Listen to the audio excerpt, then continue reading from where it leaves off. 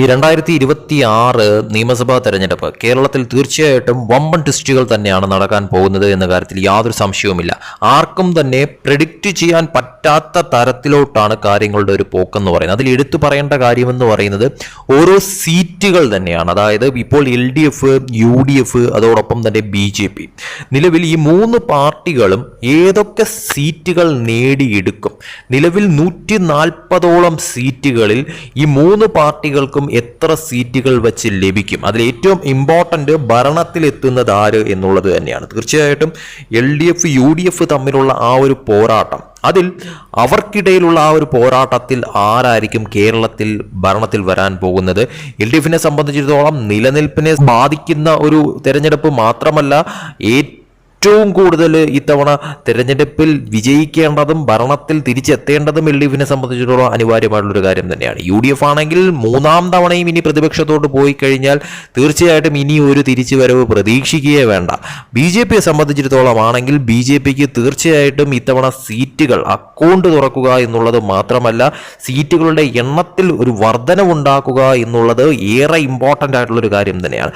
അപ്പോൾ കുറേയധികം റിപ്പോർട്ടുകളും അതോടൊപ്പം തന്നെ രാഷ്ട്രീയ വിശകലനങ്ങളും അതോടൊപ്പം തന്നെ സർവേ റിസൾട്ടുകളും ഒക്കെ തന്നെ ഇതിനോടകം തന്നെ പലതരത്തിൽ പുറത്തു വരുന്നുണ്ട്. ഇതിൽ നിന്ന് തന്നെ നോക്കുമ്പോഴത്തേക്കും കേരളത്തിലെ ഒരു ചിത്രം, ഒരു ഏകദേശ ധാരണ ആ ഒരു തരത്തിൽ നോക്കുമ്പോഴത്തേക്കും അത് കാറ്റ് ഏത് ദിശയിലോട്ടാണ് നീങ്ങാനായി പോകുന്നത്, അല്ലെങ്കിൽ ആർക്ക് അനുകൂല ഘടകമാകുമെന്നൊക്കെ നോക്കുമ്പോഴത്തേക്കും നമുക്ക് കണക്കുകൾ നോക്കുമ്പോൾ അത് വ്യക്തമാണ്. പക്ഷേ ഇതെല്ലാം തന്നെയും സർവേ റിസൾട്ടുകൾ മാത്രമാണ്. എന്താണ് ഒരു റിയാലിറ്റി ആയിട്ട് സംഭവിക്കാൻ പോകുന്നത് എന്നുള്ളത് കാത്തിരുന്ന് കാണേണ്ട കാര്യം തന്നെയാണ്. തീർച്ചയായിട്ടും സമയം കളയാതെ നമുക്ക് ആ ഒരു സർവേ നോക്കുമ്പോഴത്തേക്കും കേരളത്തിൽ വരാൻ പോകുന്ന 2026 നിയമസഭാ തെരഞ്ഞെടുപ്പിൽ നിലവിലത്തെ സാഹചര്യത്തിൽ ഒരു മുൻതൂക്കം കാണുന്നത് UDFന് തന്നെയാണ് എന്ന കാര്യത്തിൽ യാതൊരു സംശയവുമില്ല.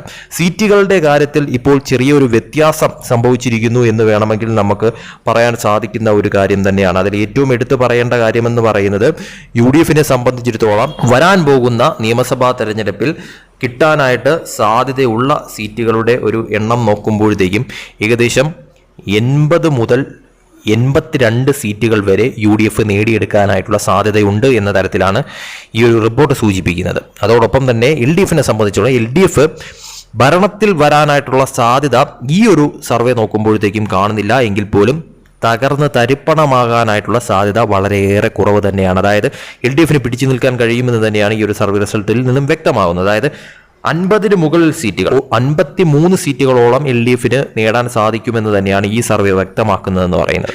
ഇനി NDAയിലേക്ക് വന്നു കഴിഞ്ഞാൽ NDAക്ക് മാക്സിമം 4 സീറ്റുകളെങ്കിലും കിട്ടാനായിട്ടുള്ള സാധ്യത വളരെയേറെ കൂടുതലെന്ന് തന്നെയാണ് ഈ സർവേ റിസൾട്ടിൽ നിന്നും വ്യക്തമാവുന്ന കാര്യമെന്ന് പറയുന്നത്. അപ്പോൾ 140 നിയമസഭാ മണ്ഡലങ്ങൾ നോക്കുമ്പോഴത്തേക്കും, സീറ്റുകൾ നോക്കുമ്പോഴത്തേക്കും UDFന് 82 സീറ്റുകൾ മാക്സിമം ലഭിക്കാനായിട്ടുള്ള സാധ്യത നിലനിൽക്കുന്നുണ്ട്. LDFന് 53 സീറ്റുകൾ ലഭിക്കാനായിട്ടുള്ള സാധ്യത നിലനിൽക്കുന്നുണ്ട്.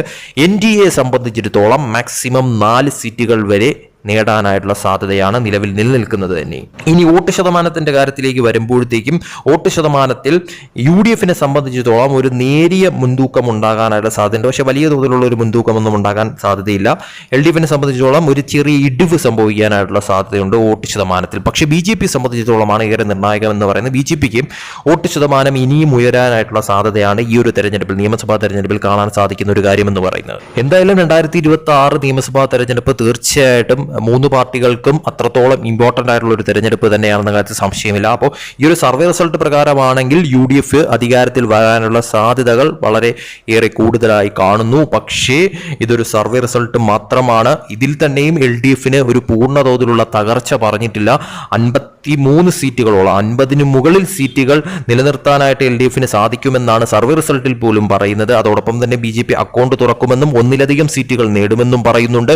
അപ്പോൾ UDFനെ സംബന്ധിച്ചിടത്തോളം വലിയ ഒരു തരംഗം എന്ന് പറയാനായിട്ടുള്ള തരത്തിലേക്ക് കാര്യങ്ങൾ മാറത്തില്ല എന്നുള്ളത് വ്യക്തമാണ്. അതായത് അവർക്കൊരു 100 സീറ്റുകളോളമോ അല്ലെങ്കിൽ 100-ൽ കൂടുതൽ സീറ്റുകളോളമോ നേടിയെടുക്കാനോ അല്ലെങ്കിൽ LDFനെ പൂർണ്ണ തോതിൽ തകർത്ത് കളയാനോ അവർക്ക് സാധ്യമാകത്തില്ല എന്ന് തന്നെയാണ് ഈ ഒരു സർവേ റിസൾട്ടിൽ പോലും വ്യക്തമാകുന്ന കാര്യമെന്ന് പറയുന്നത്. അത് മാത്രമല്ല, മറ്റൊരു ഇമ്പോർട്ടൻ്റ് ആയിട്ടുള്ള കാര്യം, BJP അക്കൗണ്ട് നിയമസഭാ സീറ്റിലും തുറക്കുന്നു എന്ന തരത്തിലോട്ട് കാര്യങ്ങൾ വരുമ്പോഴത്തേക്കും അതും വളരെയധികം നിർണായകമായിട്ടുള്ള ഒരു കാര്യമായി മാറുമെന്നതിൽ സംശയമില്ല. അതുകൊണ്ട് തന്നെയും 2026 തെരഞ്ഞെടുപ്പ് തീർച്ചയായിട്ടും വളരെ അധികം കാത്തിരുന്ന് കാണേണ്ട ഒരു കാര്യം തന്നെയാണ്. സർവേ റിസൾട്ടുകൾ പോലെ തന്നെ സംഭവിക്കുമോ?